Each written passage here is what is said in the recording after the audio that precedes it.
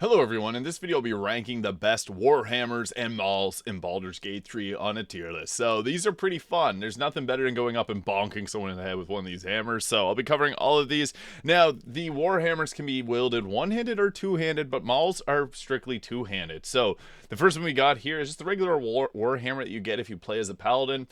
Roleplay tier because there's so many better weapons that you can get. Now I just want to mention Warhammers deal 1d8 of damage or 1d10 if you two-hand them, and Mauls deal a 2d6 of damage, so pretty good damage. Now getting into the Maul side of things is just a plain old Maul, so they're just going in the roleplay tier because there's nothing special about them. But now we're getting into, I guess, some of the better Mauls. Now Mauls are actually really good weapons. The first one that we get is the Doom Hammer. I love the name of this, but what's even better than it is it has the Edge of Terror ability, which each strike fills a target with a chilling dread that prevents it from regaining health points. So it basically is hammer with bone chill built in. That is extremely useful. What's even better about this is you get it from the Goblin Camp, and I don't see a lot of people talking about this, but it can make some fights like the Apostle of Merkel fight so much better. So it also has, whenever you attack an undead creature, it gives a disadvantage on its attack rolls. And as you know, disadvantage on attack rolls is amazing. I actually think that the Doom Hammer is one of the better early game weapons, and it gets overlooked extremely often. I'm going to put it in the S tier because you can actually use this the entire game. It has a +1 magical enhancement, so that's one extra benefit. Or I guess it doesn't have the enhancement, but it has that bone chill built in, which just makes it extremely useful. And since you're going to be encountering a lot of undead in both Acts 1 and 2, this is a great weapon for both of those. Now, in Act 3, there's not as many undead, but still, there's some fights where you want to inflict bone chill on the target, so extremely useful. 2d6 damage. I'm going to put it's probably high A tier, but S tier because you get it literally, you can start the game, run and grab this within like 20 minutes. So it's really good for an early game weapon. And next we got the Hammerhaft. Now I have this right here, so I'll show you what this looks like. This is a really cool hammer because it comes with a special built-in ability. So with this, when the wearer jumps, they deal 1 to 4 thunder damage in a 3-meter radius. There's actually a really cool interaction. So if you play as a monk and you have Step of the Wind, you can just jump up and down a bunch, and it'll continually trigger that thunder wave.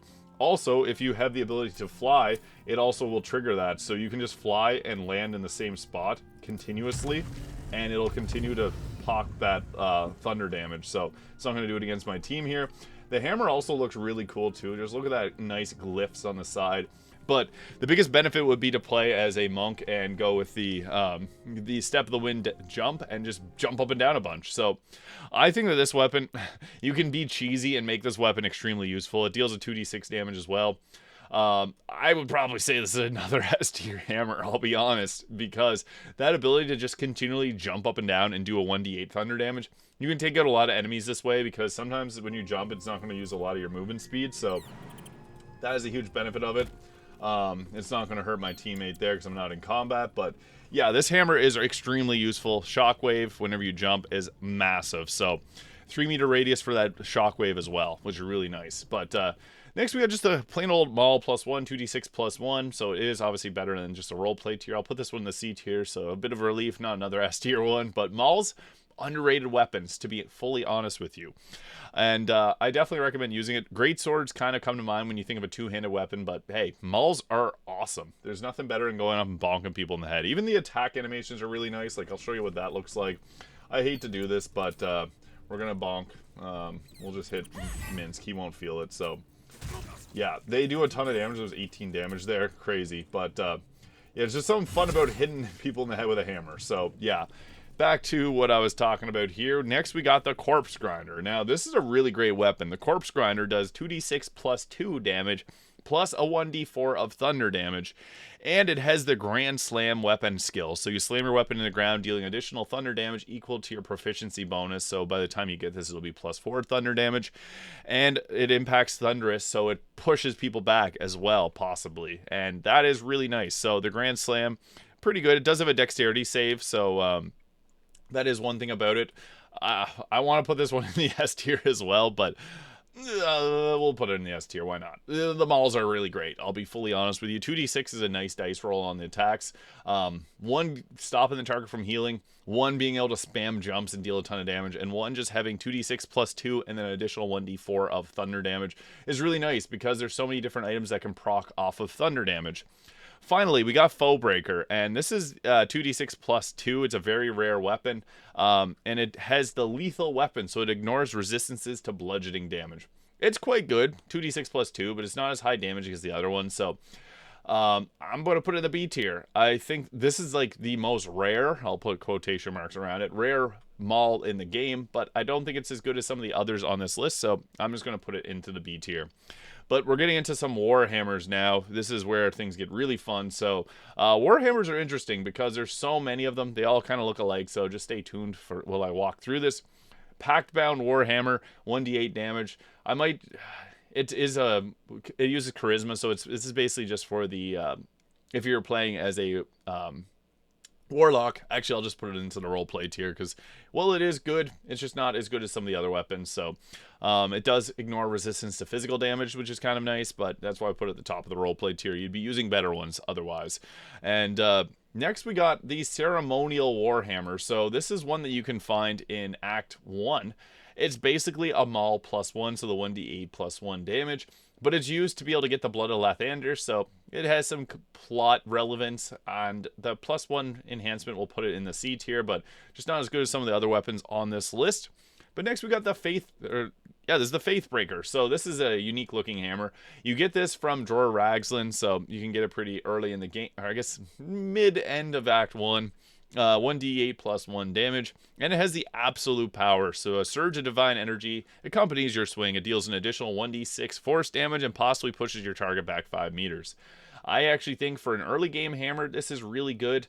I'll probably put it's probably about B tier.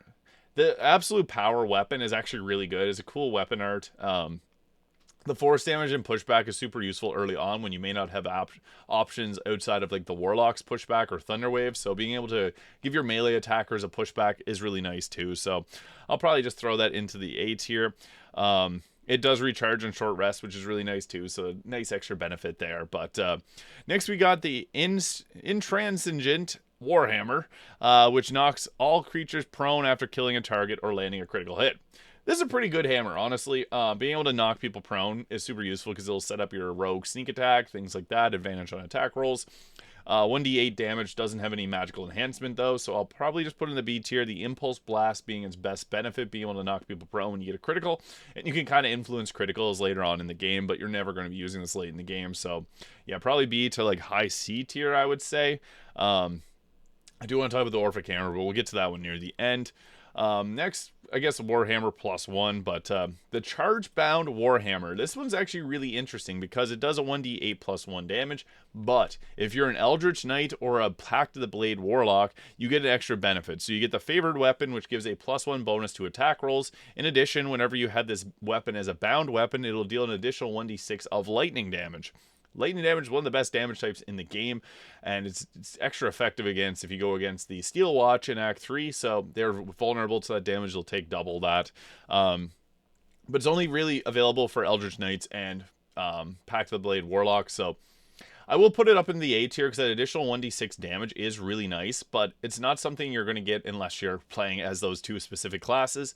But I'd honestly encourage you to try out an Eldritch Knight or a Warlock Pact of the Blade. You can even just put 5 levels of Pact of the Blade Warlock. It'll give you some spell slots, and it'll give you an extra attack. And if you take Fiend, you'll get healing and a fireball. So it's actually quite good. Outside of Honor Mode, you can get 3 attacks by taking the Pact of the Blade if you pair it with another extra attack class. So I'm going to put it in the A tier. I think it is pretty solid.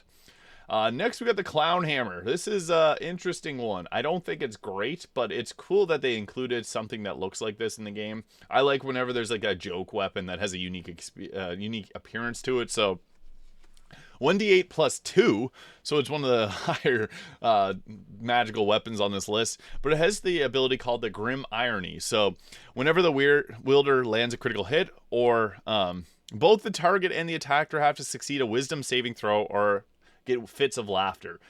It's pretty funny. So you basically get Tasha's Hideous Laughter if you get a critical hit and you don't do a DC 17. I'll repeat that. Difficulty challenge of 17 wisdom saving throw. And you get Hideous Laughter. So basically you can't take actions, reactions, bonus actions, disadvantage on strength and dexterity saving throws, and everyone will have advantage against you. So This is more so role play. I like the idea of it. If it would only affect, if it didn't affect you, that's amazing. But having to succeed a DC 17, that's a lot for you to succeed that. So it's good, but if you can overcome that resistance, then it's a little bit better. But yeah. Next, we got the Hammer of the Just. Now, this is a cool one. It does a 1d8 plus 2 plus a 1d4 of radiant damage. It's not bad, honestly. It also deals an additional 1d6. It says slashing damage, but it's actually bludgeoning damage. I don't know why the tooltip says slashing, but a 1d6 slashing damage against fiends and undead. However, you get this in Act 3, late in Act 3, where there's not much undead in Act 3, to be honest.